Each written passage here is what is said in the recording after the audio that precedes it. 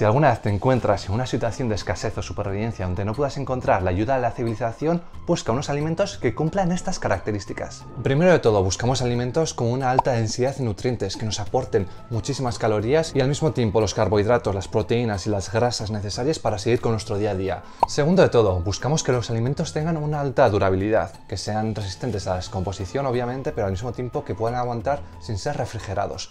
Tercero, buscamos que los alimentos sean fáciles de transportar. En una situación como la que yo planteo, es posible que tengamos que movernos de un lugar a otro en busca de suministros. Y por último, estos alimentos tienen que ser asequibles. Obviamente nos interesa que los alimentos sean lo más económicos posible y si se da el caso, que sean de la zona también. Dicho esto, os traigo 3 alimentos que se adaptan perfectamente a esta situación y que encima se complementan el uno al otro. El primer alimento que os voy a mostrar puede durar décadas sin consumirse, lleva solo 3 ingredientes y es facilísimo de hacer. Y es que su uso está documentado desde el siglo XV, cuando las expediciones marinas empezaron a alargarse de manera considerable. Pensad que transportar la comida en estos tiempos era complicado. El pan cogía moho enseguida y la harina se volvía rancia eventualmente. Por eso mismo se inventó esto de aquí. Estoy hablando de las galletas marineras, históricamente usada por navegantes, soldados y viajeros. Pero el problema es que la mayoría de recetas que he encontrado en español, por no decir todas, son incorrectas, principalmente porque añaden ingredientes fuera de la receta original como la mantequilla o los huevos. Puede que así sea más sabrosa, no lo niego, pero perdería su propósito original. Me explico, si añadimos grasas animales a un alimento, estas harán que se deterioren más rápidamente. Lo que realmente necesitamos es harina, agua y sal. Sencillo, ¿verdad? Para mi lote de galletas voy a utilizar harina de trigo integral. Podría utilizar harina blanca perfectamente, pero la integral es más nutricional y es la que ha sido históricamente usada. Aquí irán unos 700 gramos. Queremos una proporción de una parte de agua por cada 2 de harina, por lo que integraremos 350 mililitros. Y por último irá la sal. Unos 15 gramos será suficiente para esta cantidad. Alguna receta nos sugiere que no le pongamos sal. Eso sería un gran error. La sal no es opcional. Pensemos que es esencial para conservar nuestras galletas. Puedes ponerle un poquito menos a lo que sugiero, pero no la excluyas completamente a menos que no puedas obtenerla. La clave para hacer una galleta marinera es conseguir que la masa tenga la consistencia adecuada.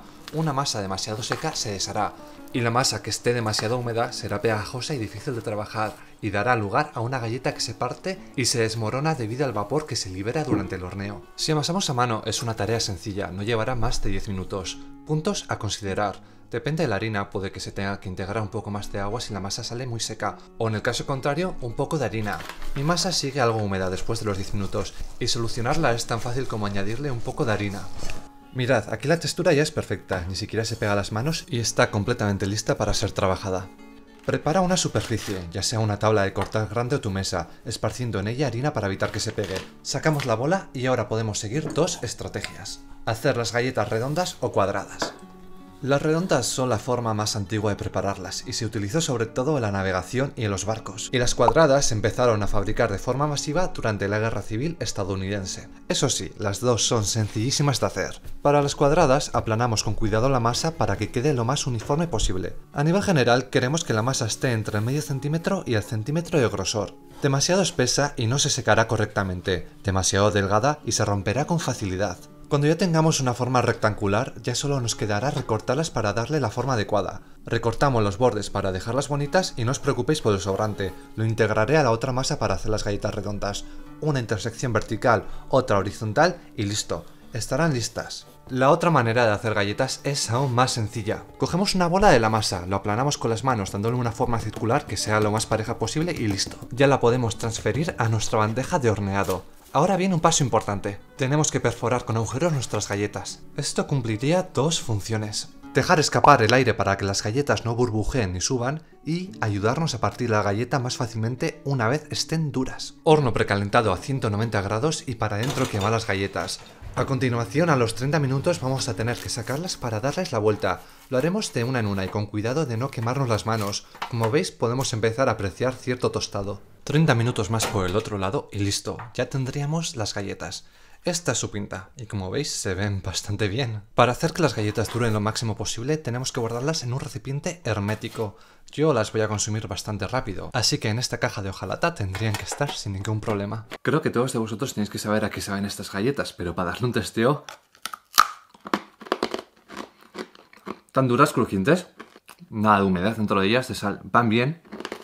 Un sabor pero yo creo que esta textura tan crujiente a la larga sería repetitiva. Por lo tanto, veamos incluso ciertas formas de hacerlas más sabrosas. Dado que las galletas marineras son principalmente carbohidratos, pueden mantenernos con vida pero aún dejarnos con hambre. Veteranos de la Guerra Civil estadounidense comentaban lo siguiente: si bien estas galletas son nutritivas, un hombre hambriento podría comerse 10 en poco tiempo y seguir teniendo hambre. Por esa razón es mejor usarlo como combinación o como ingrediente de otros alimentos. Ya sabemos que la grasa es salud, ¿verdad? Y a estas galletas aparte le faltan un poquito de proteínas, así que yo creo que es una buena idea combinarlas con un poco de bacon, por ejemplo. Para reblandecerlas, habitualmente también era común tomarlas con el té o con el café.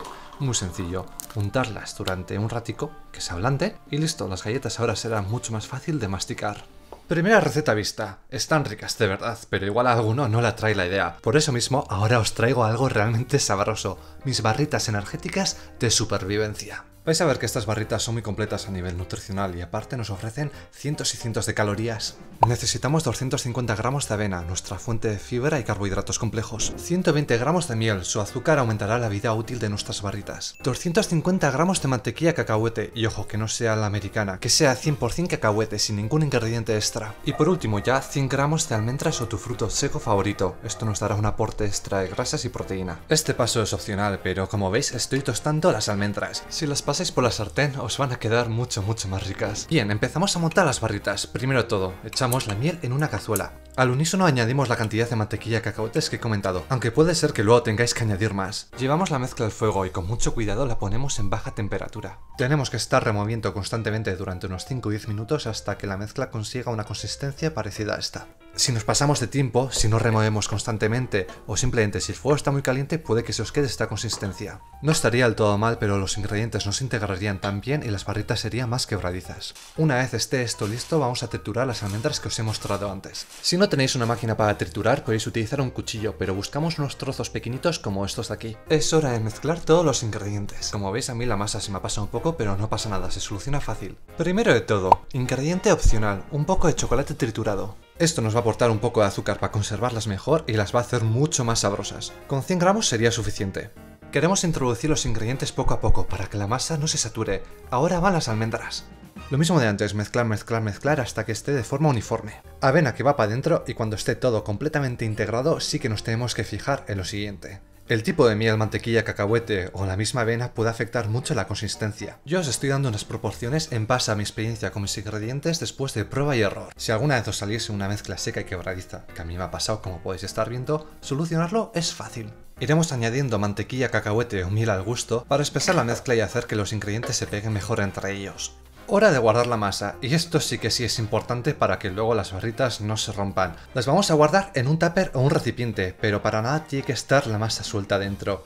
La tenemos que compactar fuertemente con algún utensilio o nuestras manos para crear una estructura lo más maciza posible. Encarecidamente os recomiendo también que pongáis un papel de horneado dentro del tupper y así luego el retirar las barritas será mucho más seguro y no nos dará tanta guerra. Después de esto para el frigo que va a descansar y después de unas cuantas horas ya la podremos retirar.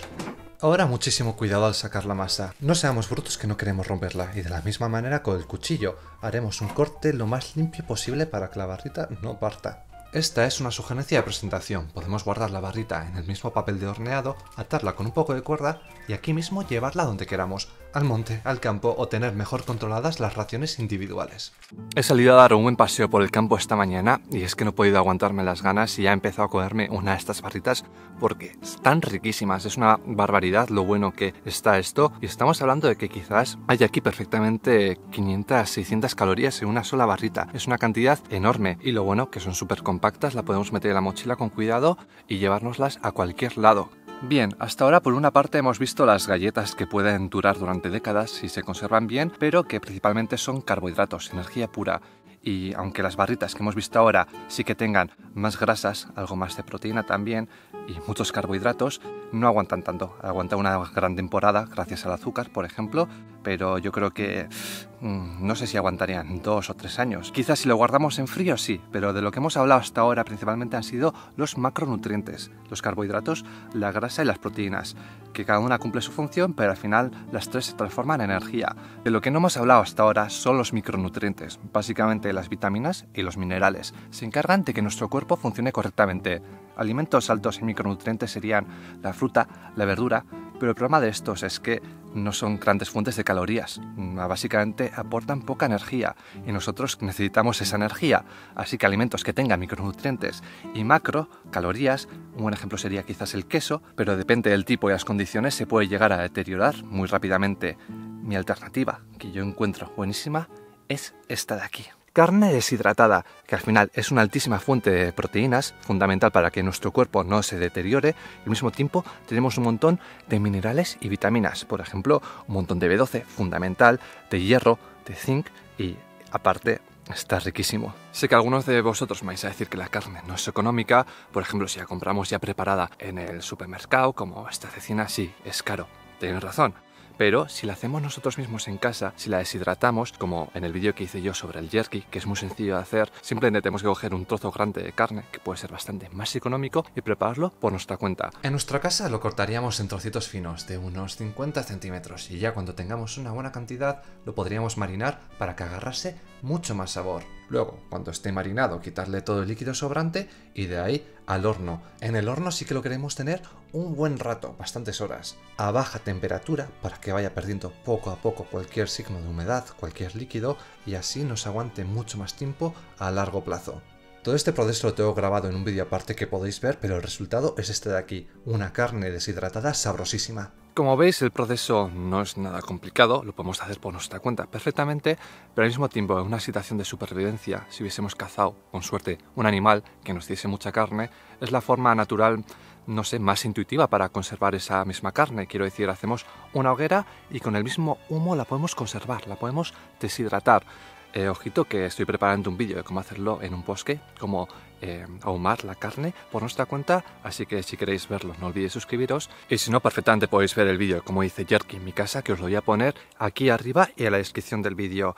Por lo demás, si por casualidad no tenemos la suerte de encontrar carne o no comemos carne, con un poco de conocimientos básicos sí que podemos obtener parte de esos micronutrientes del bosque. Tenemos que conocer bien las plantas, pero vamos, eso requiere bastante conocimiento previo. Ahora sí que sí, tenemos 3 alimentos que duran mucho tiempo, que son muy nutricionales, con un montón de grasas, carbohidratos, proteínas, micronutrientes, son fáciles de transportar, ocupan poco sitio, pesan poco y al mismo tiempo, en la medida de lo posible, son económicos. Yo creo que estas son buenas opciones. Si se os ocurre alguna otra idea, como no, dejármela saber en los comentarios, a ver qué pensáis sobre mi propuesta y, como no, ir a ver el vídeo del jerky si no sabéis cómo prepararlo, que ahí doy muchos más detalles. Ya como siempre digo, nos vemos en el siguiente vídeo. Eskerrik asko, eta hurrengo arte. Agur.